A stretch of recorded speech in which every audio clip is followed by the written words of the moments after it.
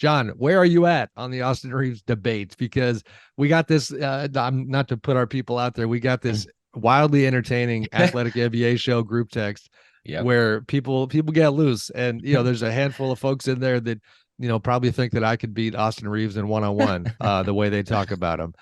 Where do you land in this debate? Well, I'll say like covering a Minnesota team that's not in the spotlight all the time, there can be certainly some perception sometimes of a glow up that happens when you put on purple and gold, and sometimes, hey, they get talked about this or that because they're Lakers, and actually they're not as good as what they're made out to be. I actually, when I look at Austin Reaves, am on the other side of it. I think he's a high level role player. I think what stands out to me most when I watch him play is I think his teammates love playing with him. I think he's one of those guys that goes out and fits in to a scheme and a system and earns respect very quickly. And, is he a number one or number two guy? No. Will he ever be an all-star? I don't know about that. Maybe he will, but he's the kind of player that every really good team needs. He can shoot it. He can put the ball on the floor a little bit. He passes it. He will get after you defensively in the right matchups, and do things for you. And I think that contract that the Lakers got him on is fantastic. Like, I think that's going to be a great value for them. I was surprised that another team with space didn't make it at least a little harder on the Lakers to come up with something that they had to match that would have been at least a little bit of a pinch for them financially. So I think I'm a fan of Austin Reaves in that regard. One of the things that I saw when, he was on the floor in crunch time, and he could make shots and kind of create his own a little bit. And that's a valuable. I think one of the other reasons is Team USA disappointingly didn't have anyone else to come out and defend like that. I thought Bridges was going to be better defensively. Ant is really good on the ball, but sometimes loses his guy off of the ball on the perimeter.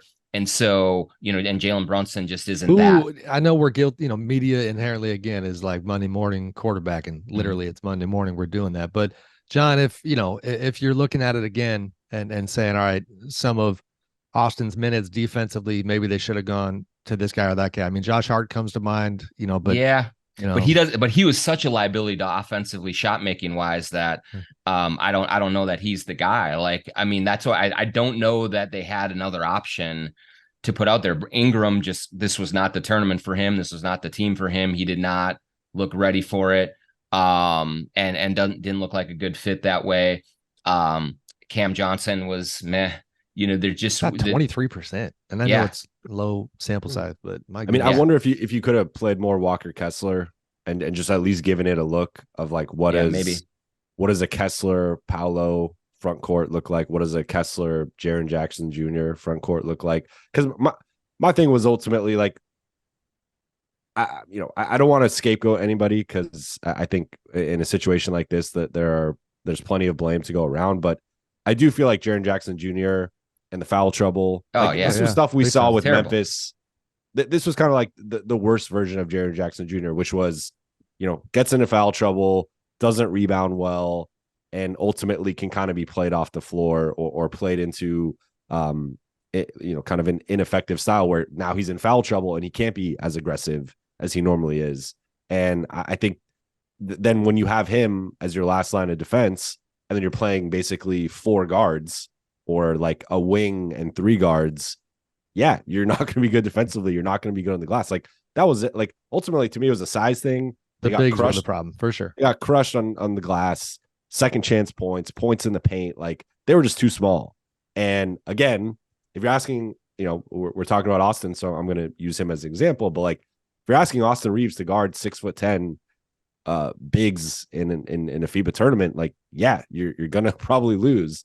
But if he's more properly slotted as an actual shooting guard, defending guards, and you either have a counter, you either don't switch as much, or you just have more collective size where, like, if you do switch, now you have bigger guys helping or bigger guys on the weak side. Like, that to me is a more formidable strategy. So again, we can sit here and as you said, Monday morning quarterback, and hindsight's always 2020 with these types of things. But I do think it was clear Team USA was consistently getting slaughtered in the paint and on the glass, and playing one big for a lot of the time, I don't think helped matters. Monday morning point guard, I guess. I got that wrong.